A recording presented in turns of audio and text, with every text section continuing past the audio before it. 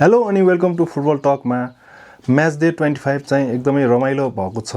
Match day 25 को की गेमहरू Saturday kick of चाहिँ म्यान्चेस्टर युनाइटेड भर्सेस टोटनह्यामको गेम भएको थियो र त्यसै गरी आर्सेनल भर्सेस सन्डरल्यान्डको गेम भएको थियो र म्यान्चेस्टर युनाइटेड र टोटनह्यामको गेमको कुरा गर्दाखेरि म्यान्चेस्टर युनाइटेडले चाहिँ टोटनह्यामलाई चाहिँ सजिलै जितेको छ 2-0 ले। फर्स्ट हाफमै म्यान्चेस्टर युनाइटेडले फुल डोमिनेट गरेको थियो आफ्नो होम क्राउडमा अनि एउटा फल हुन पुगेको थियो टोटनह्यामको प्लेयर रोमेरो डिफेन्डर रोमेरोबाट र त्यो रेड कार्ड हुन पुग्यो। It was a very dangerous tackle against Casemiro. धन्न क्यासिमेरोलाई चाहिँ त्यस्तो सिरियस इन्जुरी केही पनि भएन। त्यसपछि चाहिँ गेम टोटली वान साइडेड भएको थियो। अल्दो टोटनह्यामले पनि केही चान्सेसहरू क्रिएट गरिरहेको थियो बट म्यान्चेस्टर युनाइटेडको डिफेन्स चाहिँ वेल डिसिप्लिन थियो र त्यस्तो केही डेन्जरस चान्सेसहरू क्रिएट गर्नु दिइरहेको थिएन र रेड कार्ड खाइसकेपछि म्यान्चेस्टर युनाइटेडले एउटा कर्नर पायो र त्यो कर्नरलाई चाहिँ ब्रुनो फर्नान्डेजको एउटा ट्याक्टिकल कर्नरले चाहिँ एम्बुएले गोल गरिदिएको थियो र फर्स्ट हाफ चाहिँ 1-0 मै सकेको थियो। अनि सेकेन्ड हाफमा चाहिँ म्यान्चेस्टर युनाइटेड थप आक्रामक भएरै निस्केको थियो। They were not defending, they were keep on attacking यो गेममा। र after appointment of Michael Carrick Manchester युनाइटेडको चाहिँ टोटली गेम एट्याकिङ गेम भइरहेको छ र Manchester United play attacking game in a past history also. त्यसैले एकदम प्रपर म्यान्चेस्टर युनाइटेड गेम जस्तै थियो र धेरै प्रयासपछि चाहिँ म्यान्चेस्टर युनाइटेडले 80+ मिनेटमा चाहिँ एउटा फ्लिकमा चाहिँ ब्रुनो फर्नान्डेजले ट्यापिङ गरेर गोल गरिदिएको थियो र 2-0 को स्कोर भएको थियो। सेकेन्ड हाफमा टोटनह्याम त्यस्तो के पनि थिएन, टोटनह्यामको केही फाटोफुटो चान्सहरू क्रिएट गरेको थियो बट म्यान्चेस्टर युनाइटेडले सेकेन्ड हाफ पनि पुरै डोमिनेट गरिरहेको थियो।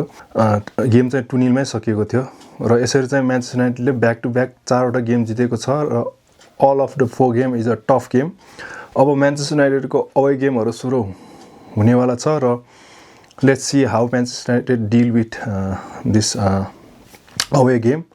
अब नर्मली चाहिँ म्यान्चेस्टर युनाइटेडले टप टिमहरूसँग खेल्दाखेरि चाहिँ टप टिमहरू चाहिँ अलि फ्रन्ट एट्याक गर्न आउने र लो ब्लक कम खेल्ने र एट्याकिङ गर्ने टाइपको टिमहरूसँगै खेलिरहेको थियो। जस्तै आर्सेनलसँग पनि त्यस्तै भयो। आर्सेनलको गेममा चाहिँ आर्सेनलले चाहिँ अलिकति अन्डरएस्टिमेट गरेको जस्तो आयो म्यान्चेस्टर युनाइटेडले, त्यसैले हार्न पुग्यो। त्यसै गरी म्यान सिटीलाई चाहिँ फुल डोमिनेट गरेर जितेको थियो र त्यसै गरी फुलह्यामको गेममा फुलह्याम पनि त्यस्तो डिफेन्ड गर्ने टाइपको टिम थिएन र एट्याकिङ माइन्डसेट टाइपकै टिम प्ले थियो फुलह्यामको पनि र सो कारणले गर्दाखेरि म्यान्चेस्टर युनाइटेडले त्यो गेम पनि 3-2 ले एकदम नाटकीय ढङ्गले जितेको थियो र यो टोटनह्यामको गेम चाहिँ टोटली वान साइडेड भएको छ र कम्फोर्टेबली जितेको छ। अब वेस्ट ह्यामसँग चाहिँ म्यान्चेस्टर युनाइटेडले कसरी खेल्छ भन्ने हेर्न बाँकी नै छ, किनभने वेस्ट ह्याम चाहिँ रेलिगेसन ब्याटल गरिरहेको टिम हो र वेस्ट ह्यामले चाहिँ लो ब्लक खेल्छ र टोटली सोलिड डिफेन्स गरेर अपोनेन्ट टिमलाई चाहिँ अलि ह्यारेसमेन्ट गर्ने र बोरिङ गेम खेलाएर चाहिँ जित्न कोसिस गर्ने टाइपको टिम भएकोले अब अवे गेम म्यान्चेस्टर युनाइटेडको कस्तो हुनेवाला छ त्यो हेर्न बाँकी नै छ। अब यता आर्सेनलले चाहिँ सन्डरल्यान्डलाई एकदम कम्फोर्टेबली जितेको छ 3-0 ले र ग्योकोरेजले दामी गोल गरेको थियो, 2टा गोल आफ्टर केमिङ फ्रम सब्स्टिट्युट। त्यसै गरी सन्डे किक अफ चाहिँ लिभरपुल भर्सेस म्यान्चेस्टर सिटीको थियो। अब यो लिभरपुल भर्सेस म्यान सिटीको गेमको कुरा गर्दाखेरि चाहिँ यो एन्फिल्डको गेममा लिभरपुलले जुन हिसाबले डोमिनेट गर्थ्यो त्यस्तो डोमिनेट चाहिँ यो गेममा त्यति देख्न पाएन। लिभरपुलको फर्स्ट हाफ त एकदमै हावा नै थियो, त्यस्तो राम्रो के पनि थिएन। प्लेयरहरूको पनि अलिकति तालमेल नमिलेको जस्तो, कोअर्डिनेसन नमिलेको जस्तो थियो।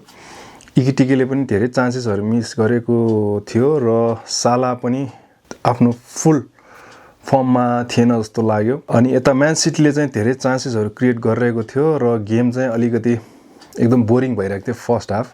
न्युकासलसँगको गेममा पनि लिभरपुलको गेम त्यस्तै नै थियो, फर्स्ट हाफ एकदम बोरिङ थियो र गोल पनि खाएको थियो बट सेकेन्ड हाफमा चाहिँ उनीहरूले अलिकति फर्ममा आएर ब्याक टु ब्याक गोल गरेर चाहिँ 4-1 को जित हासिल गरेको थियो भने अब म्यान सिटीको गेममा चाहिँ सेकेन्ड हाफमा चाहिँ लिभरपुल अलिक आक्रामक भएको थियो र गेम पनि अलिकति तालमेल कोअर्डिनेसन चाहिँ एकदम राम्रो भएको थियो बट बोथ साइडको गोलकिपरले चाहिँ सेभहरू गरिरहेको थियो र गेम हेर्दाखेरि चाहिँ ड्र नै होला जस्तो थियो।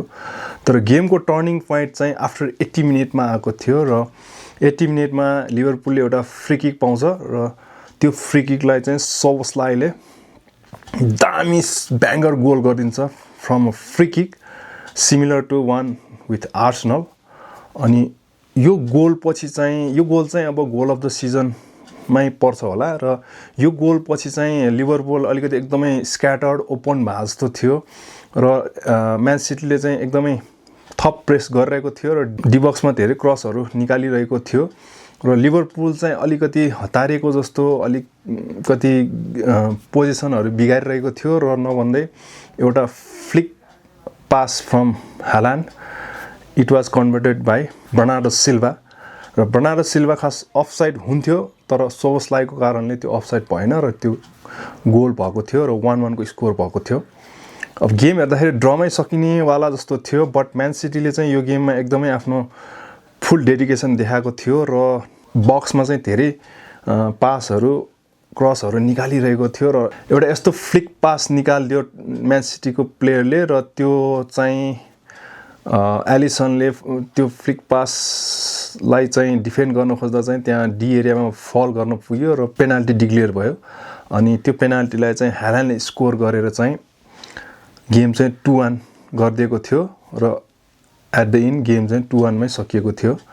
अब यो गेममा चाहिँ आर्नल्ड स्लटलाई ठुलो प्रेसर परेको छ किनभने लिभरपुल 6th पोजिसनमा पुगिसकेको छ र पोइन्ट पनि अन्ली 39 पोइन्ट छ गेम विक 25 सम्म आउँदाखेरि। पास्ट म्यानचेस्टर युनाइटेडको डेभिड मोयस स्याक हुँदाखेरि पनि डेभिड मोयसको मोर देन 40 पोइन्ट थियो गेम विक 23 कि 24 सम्म आउँदाखेरि।